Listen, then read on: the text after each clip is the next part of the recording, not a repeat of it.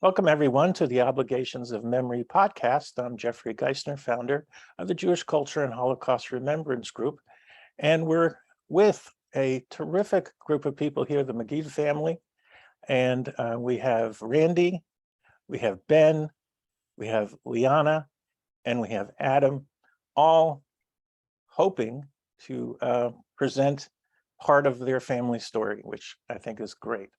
And I'm going to go to Randi, who was sort of the catalyst of getting this interview started.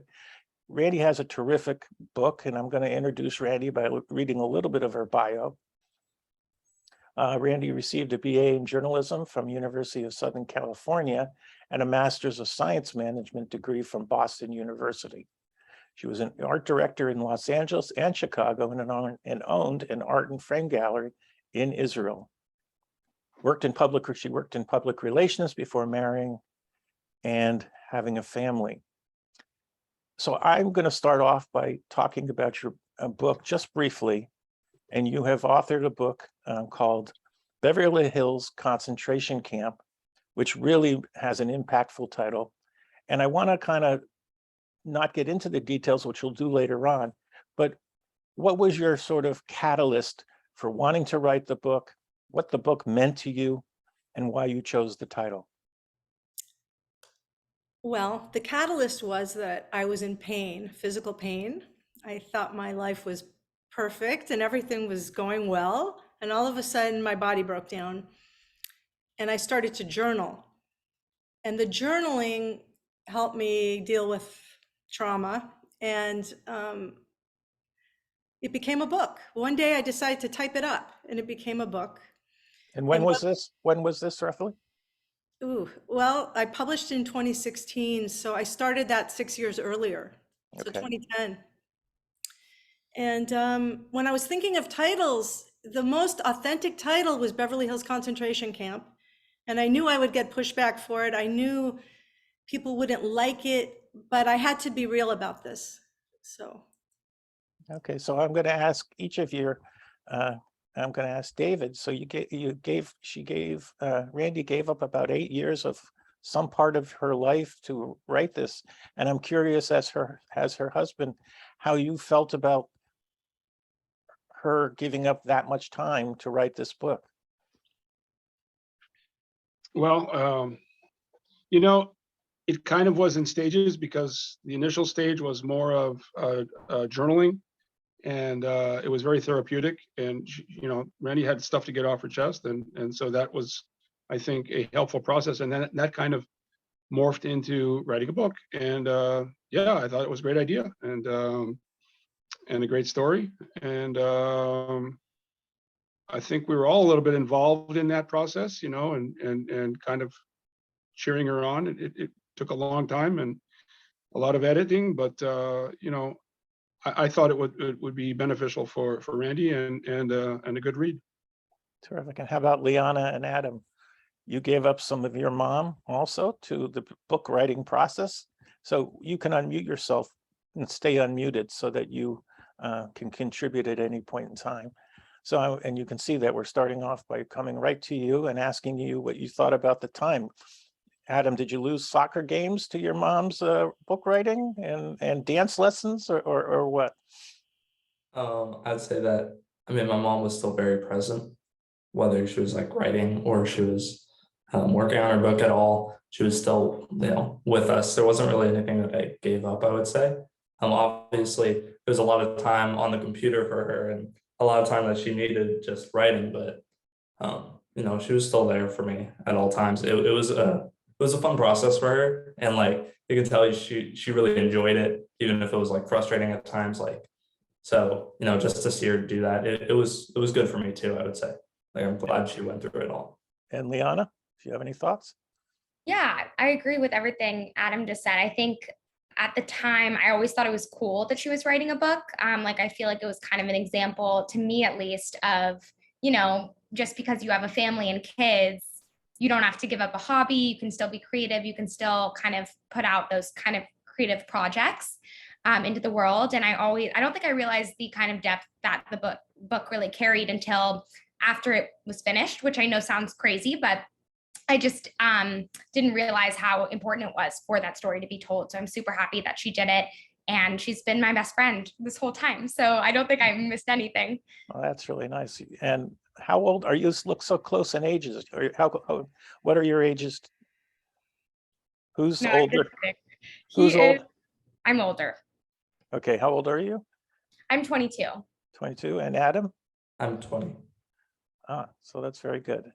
Okay, so I'm going to switch of gears here and now go ahead. Yes, go ahead. Yeah, I just want to say that they had a very integral part in my book because I read them the stories. A lot of times I would read it to them and see their reaction.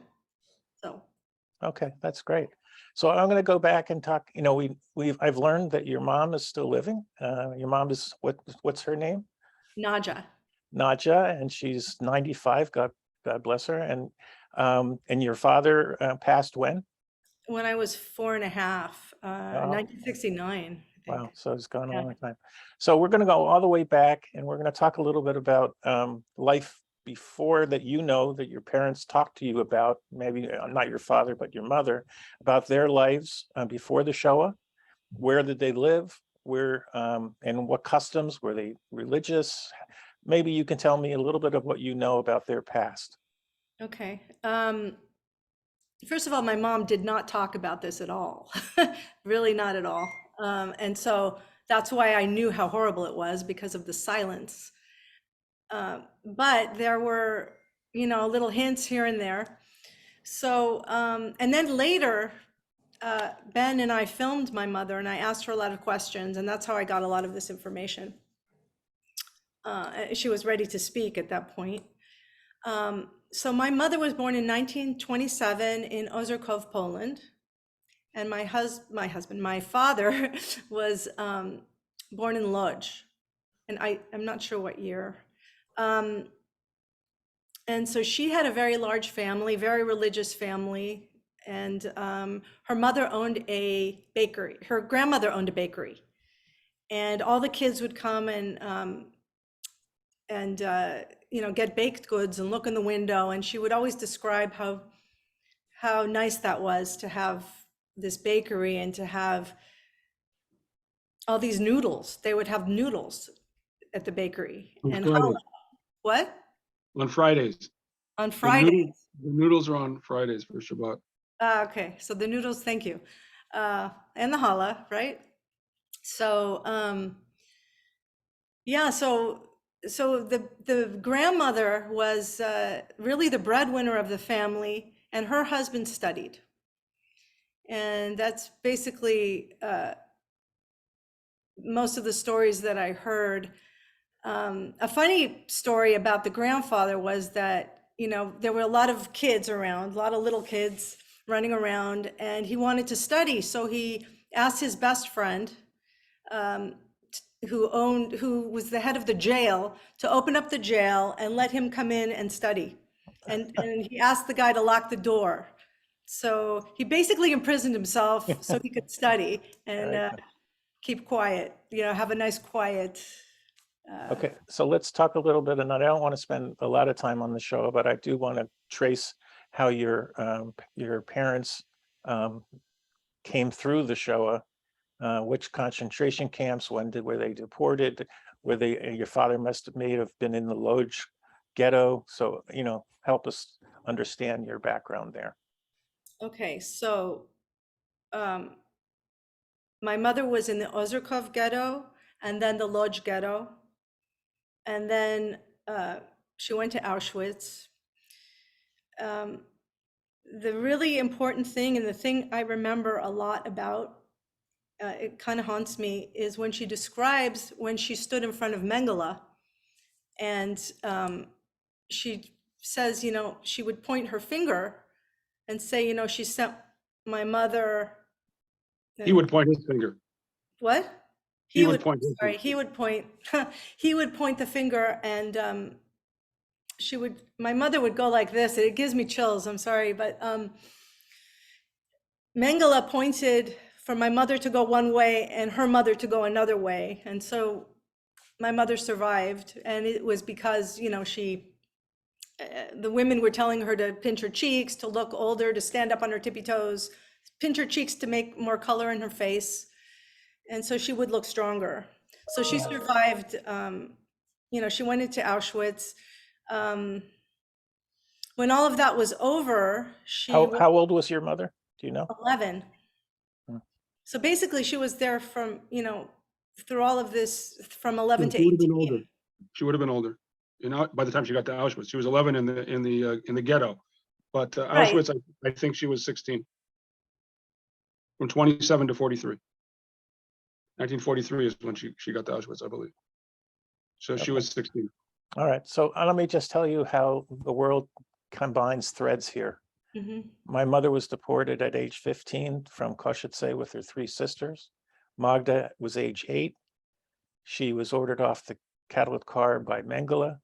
She was pointed to go left. Her mother wouldn't allow her to go on her own, and they both were perished. They both were perished by gas on day 1. So you can see how already, without even knowing our mutual stories, we're starting to have threads that are coming together. So, yep. So, okay, she was in Auschwitz and she survived Auschwitz. So now we're going to just remove that whole subject, Okay. because this is really not what our podcast is about. But I'm really interested now to understand your parents' story of survival. So how, when they were, when she got out of Auschwitz, what did she do next? Did she go to a DP camp? Did she go back to Poland? What she How did next was a woman took her in, gave her food, a bath, all that stuff, and wanted to adopt her and told her that everyone had died, and she didn't believe it. And so she said, no, I'm going back to Ozerkov. And she went back to her village and, she saw what was really going on, what really happened. And then she saw some relatives who were there with my father. And that's when my father met her. And So where he was that? Where was this? in Ozerkov, What country? Poland, Okay. Ozerkov, Poland. And then, one thing led to another. They went to the German deportation camp together. They got married there, and they had my oldest brother there. And how many, what are your siblings? You have an older brother. How old is he? Well, he passed away. He was 14 years older than me. Mhm. Um, And any other siblings? I'm sorry about to hear that. that's I have one other, but he sort of disappeared. It's another Okay. story. Okay.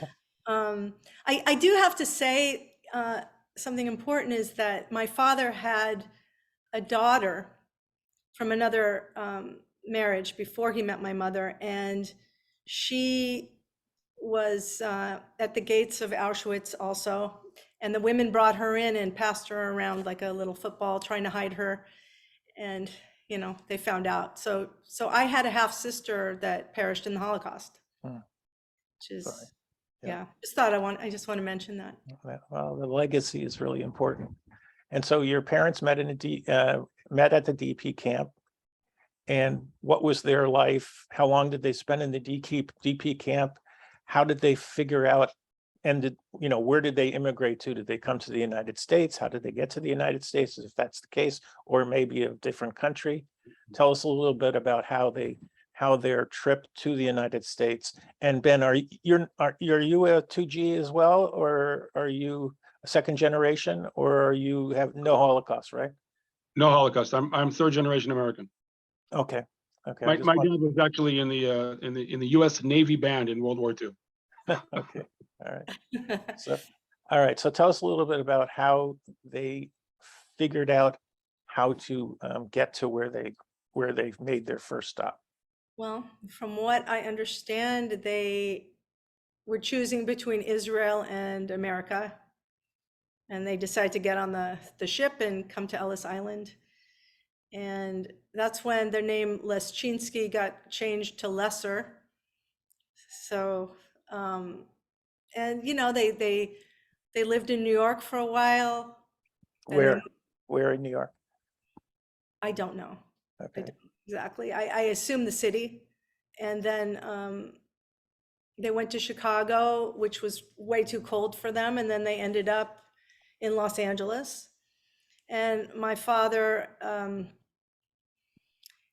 he was a butcher, he was a tailor, he cut bathing suits for Catalina Swimwear. He did a lot of jobs before becoming a contractor. And when he became a contractor, he became quite successful and moved to Beverly Hills, like the Beverly Hillbillies. They moved to Beverly Hills. So And your mother, did she have a trade or she was a homemaker or what? he was a homemaker. Okay. And so when did your oldest brother come along and what was it? And I'm kind of asking you to represent all of your siblings. What was it like growing up? Tell me when you were born, what year, and then what was it like to grow up in a survivor's home? I was born in 1964. Well, I would say that before my father died, I think that it was very nice. It was, I felt special.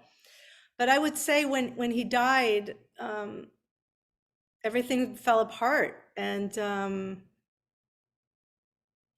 in a way, I felt that my mother gave up on things, on certain things. And you could tell sort of by the furniture, by, she didn't buy anything new. I think that she was so affected by the Holocaust that she didn't deserve anything nice, didn't deserve things. And how old were you when your father passed? 4.5.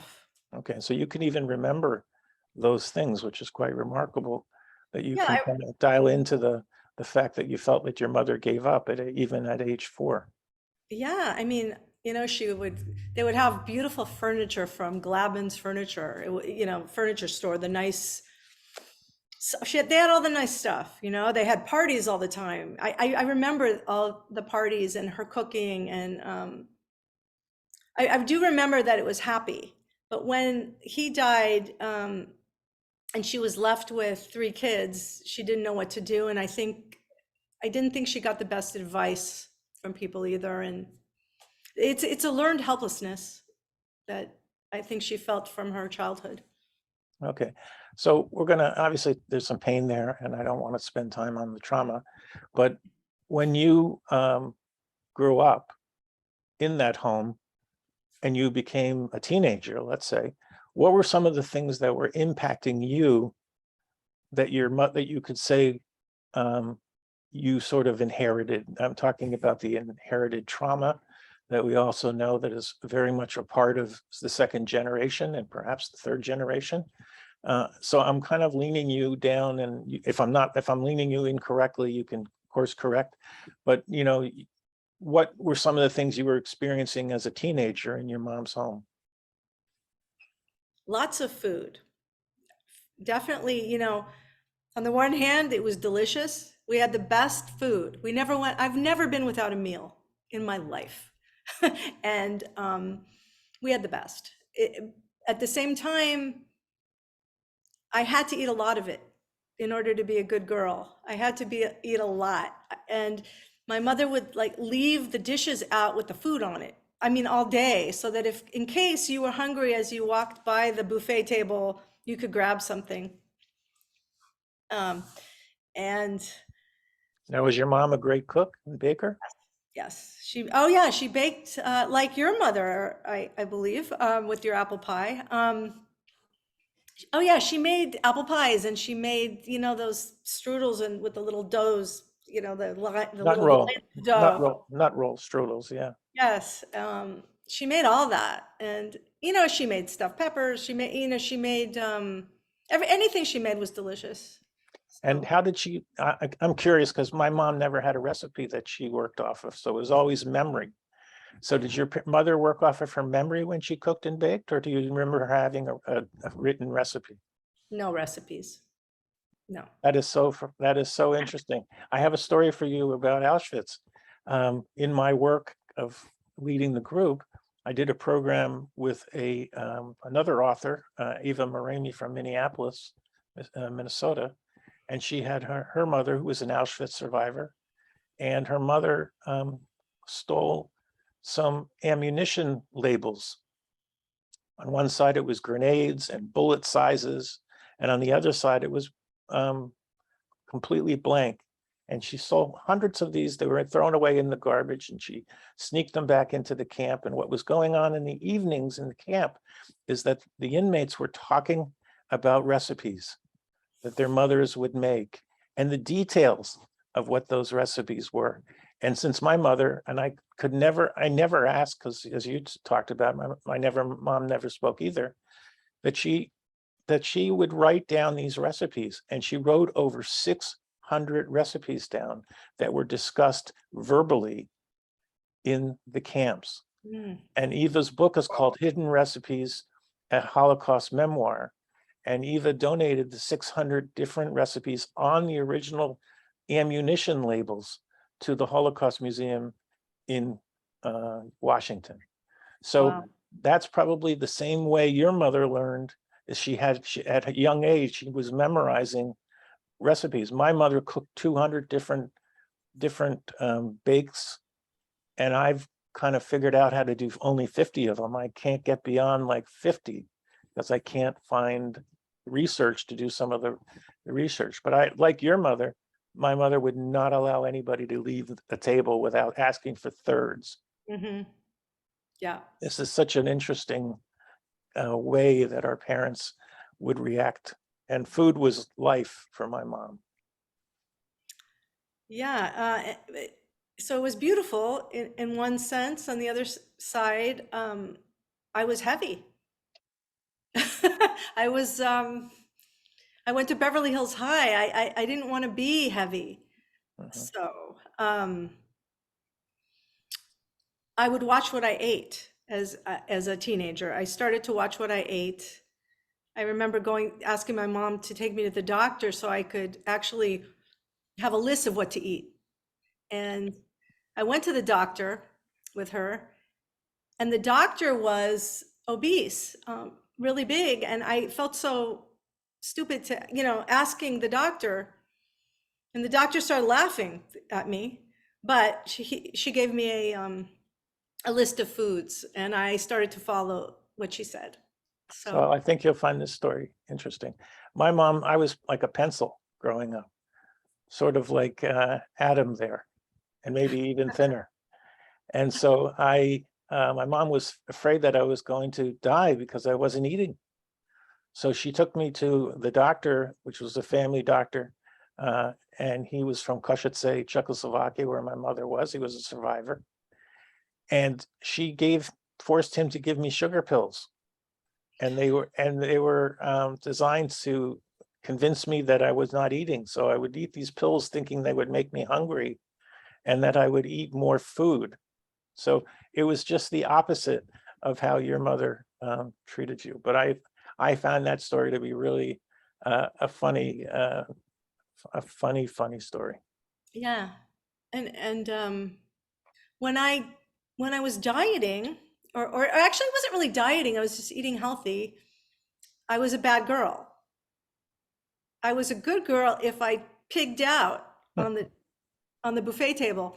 So it was very difficult for me just to get to the normal place, just to be where everybody else was food-wise. My sister would be agreeing with you. She's 4 years older than I am.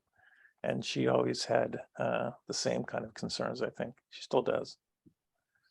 And another thing, besides the food, was a fear of going outside. Whenever I would want to go anywhere, a concert, go to the beach, go out with friends, my mother would say, "Do you really have to go? Do you really have to?" And I would think to myself, well, no, I don't have to, but I want to. So, it's the same thing, if she would see a police car go by, she would say in Yiddish, "Ir du," like they're here, they're. So for a while, it took me a long time to understand that this fear had to do with her upbringing. Yeah. So. Okay, I wanted to ask you to move it a little forward, and I'm saying you're now leaving the home. Your Mhm. mother is now on her own because you've gone to college. So how was you going from LA to, you went to Well, you started at Southern California, so did you live at home? Or did you Um, live in the dorms or? So I went to UC Santa Barbara. I pretended that I had applied to UCLA. I really, I had a very dysfunctional home. My brothers were very abusive. It was not a pretty kind of upbringing. And I really wanted to, I guess, escape. And so I just applied to UC Santa Barbara and I got in.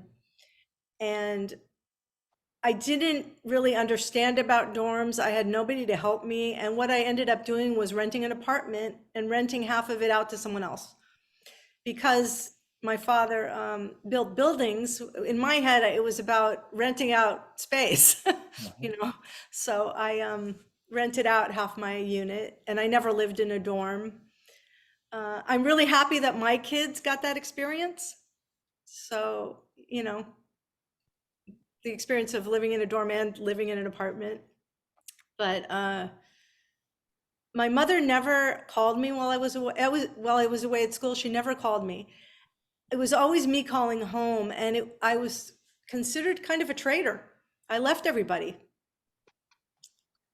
So that was another reason it was just so hard for me to be normal, because nobody else had this kind of pressure. It was as though if I was eating healthy, I was bad. If I was going to learn and wanting to be something in life, I was bad. So that was my experience. And fortunately, I had a lot of good friends and I had a few escapist habits that were probably not the best. But I did what I had to do. And for me, it was survival. Survival for, I guess, wealthier people. Okay, so I want to let you know we've come to the 30-minute mark of our first episode. So I'm Jeff Geisner for the Obligations of Memory podcast. We're talking to the Maggid family, and we're going to come back shortly and continue on with how you met your husband and Ben. And I think that'll be a really interesting story. So I'll be right back. Thanks for listening.